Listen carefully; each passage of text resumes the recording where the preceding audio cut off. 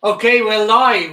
First of all, as we are live at Glen Affric again, this is we're going to be putting the hops in. It's probably going to be our final stream of the day because it's been a great day. It's been a great day. We've covered most of the additions. We're going to be adding the hops into the whirlpool in a moment. Yeah, it's been a really 10, 15 minutes.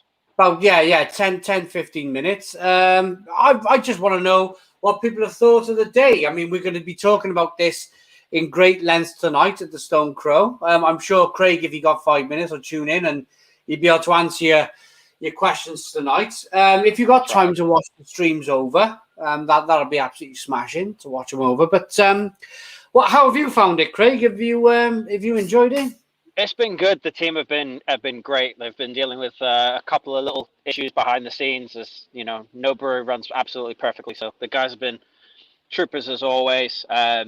It's nice not having to be the one doing that all the time, not having to jump in and constantly be fixing things anymore. We've got a whole team of people that know exactly what they're doing. So very helpful on that front. And these guys are much more proficient than I am, or I ever was. Cool. What's for the next summer and autumn coming up? Yeah. What's your plans beer wise? I mean, you must have like plans that are gonna happen, and then you must have plans in your head that you would kind of like to happen, like the dreams. Yeah, absolutely. What are your dreams? What are my dreams? That's a big, deep question for a Friday afternoon. Yeah, beer festivals. That's got to be one. Beer festivals. Yeah, I mean, we'd love to do beer festivals again. The only problem is that we don't know what the world's going to look like going forward. I mean, in terms of beers and what we've got to release, there's definitely some summer releases we want to be doing. One beer that I know is in the schedule, so I can talk about now, is we did a beer a couple of years ago. We didn't do it last year. We did it like 2 or 3 years in succession, called Buried Alive. It's a strawberry and raspberry lager. So very summery. Like, it's a pink lager. It's sweet. It's tasty, and it's like 3.94%. And we're bringing that back this year. So I think in 2019 that won silver at the World Beer Awards for fruit beer as well. So it's not without pedigree as well, that one. Although I'm looking for gold this year, so we'll see what we do. Friday afternoon. I mean, what is it now? 20 to 4. We are in beer territory now, and we a nice strawberry lager would go down. The outdoor tables in the sun, you can't really beat a 4% fruit lager at that point. Sacrilege to some people, but it's tasty. I imagine it is.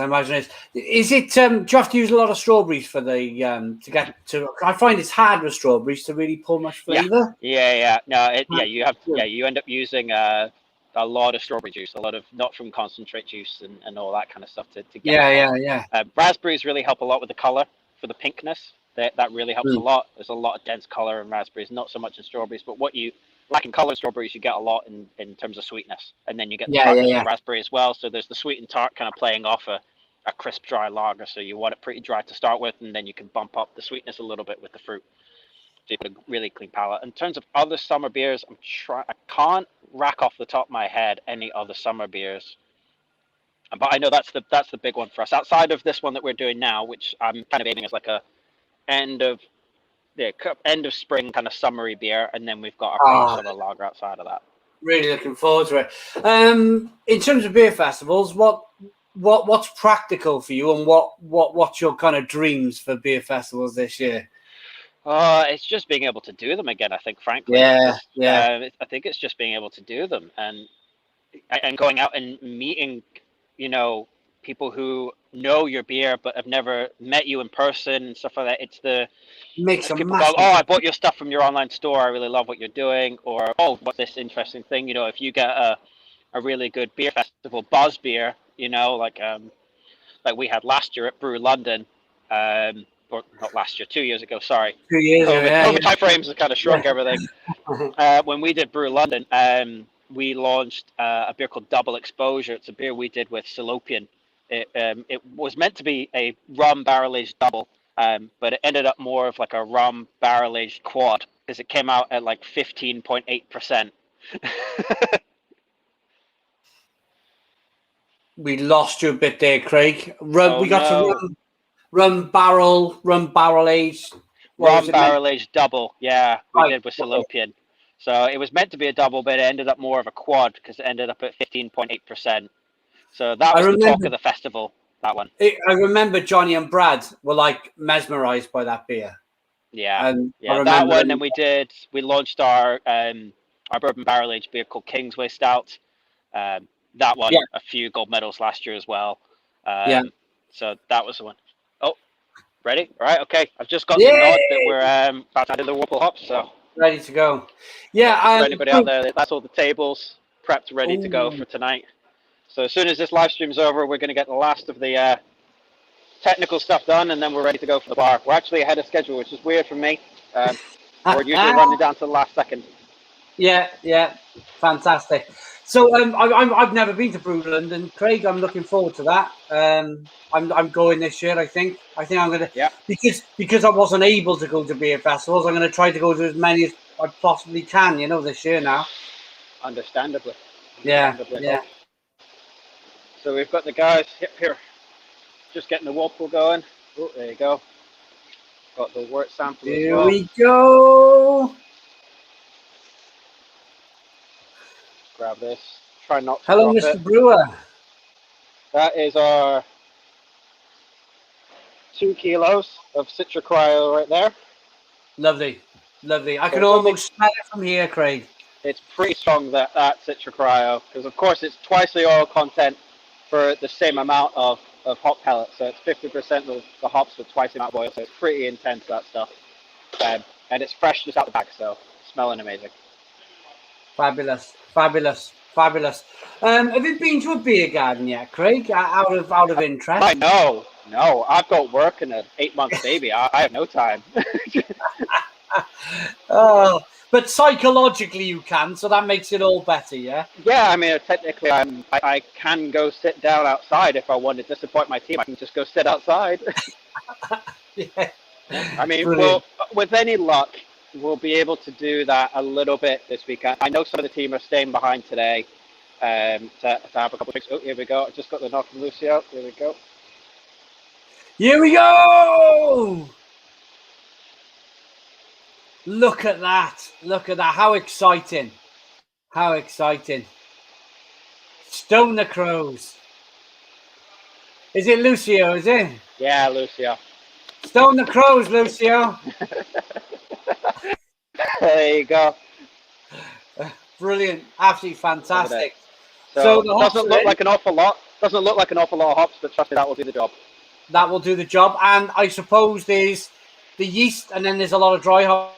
Yep. So of course we're going to be using the Verdant IPA yeast from Valaman, so that's going to really make it sing a lot more. And then we're going to be doing a dry hop with Citra Cryo as well. So with twice the amount of oil content, it means that you can actually reduce the amount of dry hop you're going to be doing in terms of grams per liter, but still get the same amount of dry hop yield in terms of your aroma and your flavor profile. So I think even for this, we're going in the range of I think we're doing 5 to 6 grams per liter in terms of cryo. Yeah, So that would roughly equate to about 10, 11 grams for a dry hop. So it's a really big dry hop as well. Your typical dippers will be dry hopped at about 15 to 18 grams per liter. So that gives you a reasonable scale. It's half the ABV, but it's almost similar. It's about 2/3 worth of the dry hop. absolutely fantastic, fantastic. Craig, I'm just wondering now if you've got any final thoughts or anything you'd like to say, because I know you got to open your bar in 15 minutes. If anybody's on the live stream, please come down. I'd love to have a chat afterwards, and you can come to the bar, of course. Just hit us up on Google. You'll find our address and everything like that. We're just at the Birkenhead Tunnel, just outside of Liverpool. Absolutely fantastic. And yeah, one more time for the name of the beer for them to look out for. I'm It'll be sure we'll have it on brighter. the channel, but Yeah, we'll have it on the channel. I haven't got the label done today. We've been working on it behind the scenes, but of course it's a busy day with the bar opening and everything like that. So the beer's name is going to be Brighter Days Ahead. brighter days ahead. 4.5% juicy pale ale. Brilliant, brilliant. Brighter days ahead. I really enjoyed that today, Craig. We both had pretty manic days, with your and plasters here and stuff going on at your brewery, getting ready to open. Yeah. But in situations like this, I think we come together and we've done a great job. I really think we've done a great job today. I'm really pleased. Yeah. tell you what, I can hang around for another couple of minutes if anybody's got any questions Yeah, or of anything course. like that. So anybody that's in the chat, Let's fire away some questions. let's get you with a view of all the tables. That's it. Yeah, let's There get we you go. with a I'm view of getting all out of the way of the tables. team. Even the bar team's working away, trying to get everything ready. There we go. So if I get you on the side of it, yeah, that's it. Look, there's all your tables. Look at the weather. So that, yeah. No, we've got some really good weather. We've the weather gods have shone upon us today, so it looks like we're going to be having 13, 14-degree weather, for the whole weekend. So we're really lucky about that. Fantastic. So, what if you want to remind some of the local viewers or somebody who's willing to travel to Glen Affric, what beers have you got on for the weekend? Oh, you're really testing me now. We've got. got. My apologies. I tell you what, I'm going to cheat. I'm going to look at our board. I can rattle some of them up, but I know I'll forget some. Yeah. So starting off with, we've got our Bevy Across the Mersey. That's a kind of local session IPA, of course, with Bevy Across the Mersey. We've got a new one that's launching today. It's called Mangoes Across the Mersey. You could probably figure out what that one is. The mango version of our session IPA. And then we'll have Tar and Typhoon, which is a passion fruit and mango sour. It's our flagship sour. It's won multiple gold and silver medals across the last couple of years. It's been a fresh batch. It's the best one we've done yet, so we're really happy with it. Yeah. Then we've got Lock and Load, our German Pilsner, perfect for these kind of summer days, nice and crisp and dry. Then we've got Rutting Stag, which is our flagship American red ale. It's fresh as well. It was just packaged last week. Loads of ruby, caramel, tasty colour, and then it's topped with Centennial and Simcoe and a bit of Amarillo. So it's got loads of pine and grapefruit and a bit of picky orange in there. And we've got Forest Haze, which is our big New England IPA. It's a new addition to our core range for this year. Well, you sent me a case of that, Craig, and I as a good guy does, I was giving it out to like neighbours and friends and family around here, and they were loving it. They're not even like beer drinkers; they were drinking it, going, "Oh wow, that's really good, really tasty." Very happy with how it's turned out. We're going to be making another batch of that, I think, in a couple of weeks' time because we're pretty short on stock. I bet that flew out. Yeah, the cans flew out massively, and we need keg stock for bars. Loads of people have been asking for it. They've been buying it in cans, and we want draft of it, so we're bringing it to them. And then we're bringing back an older beer. It's called Medal of Mosaic. It's our single hop IPA. It's 5.6%, so it's right kind of bang in the middle in terms of ABVs. It's not too high, but it's not too low. Just hopped with Mosaic. This batch is ridiculous. The guys did a great job with it. It smells incredible. I'm really happy to have that back on tap. And then we've got a new one. It's a rebrew of an older beer, which you actually recently reviewed. And it was Rhubalicious, our rhubarb and custard ale. Yeah, so that's good. Back. Really good. That's back. The irony was is that you reviewed that, and 24 hours previously, the senior management were talking about what beers, and that beer came up, and it was written down on the list. So really? It's funny that you reviewed it then. Yeah. And then on top of that, we've got two last editions. These are pre-release versions, so these are really interesting for people. Very ultra specific. They're non-alc beers. So this is something we've been working a lot on behind the scenes. So we're going to be bringing out a non-alcoholic milk stout called Night Sky, and then a non-alcoholic West Coast Pale Ale called Affric Trail. So 0.5%, two non-alcoholic beers on tap as well. So really good range there. We've got fruit beers, session IPAs, hoppy beers, sours, lagers, red ales. We've got a wide range on our taps tonight. Fantastic. I got one more question before I go, and that's the where you see the future of, because I think it's a really interesting question, and I always kind of speak to different brewers about this. Where do you see the future of package now that people have got used to buying cans online?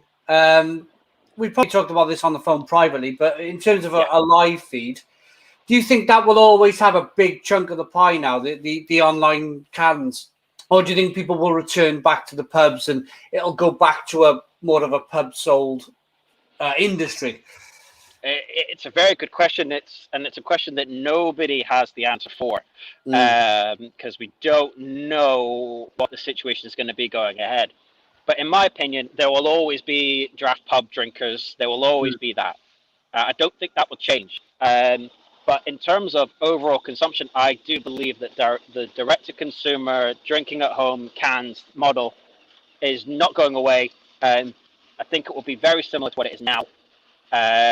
Maybe a little bit less initially because people are excited about going out. But then, not necessarily everybody would be going out every single Friday, even pre-lockdown, or every weekend. They're going to for the next couple of months. People are going to try and do that. But I think the cans at home direct-to-consumer model is definitely not going away. We just got a comment from Tom Frost here saying, having discovered so many great beers online, I've got no intention of stopping buying a ton.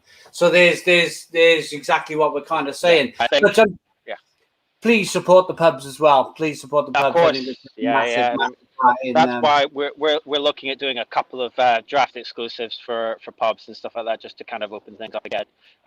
Once we have more things, we'll announce all that stuff. Was you pretty impressed with Tesco's slogan last week, where they were actively encouraging people to go back to the pubs? The less said about it, the better, in my opinion. Yeah. I think it's a good sentiment. Of course, I would never disagree with it.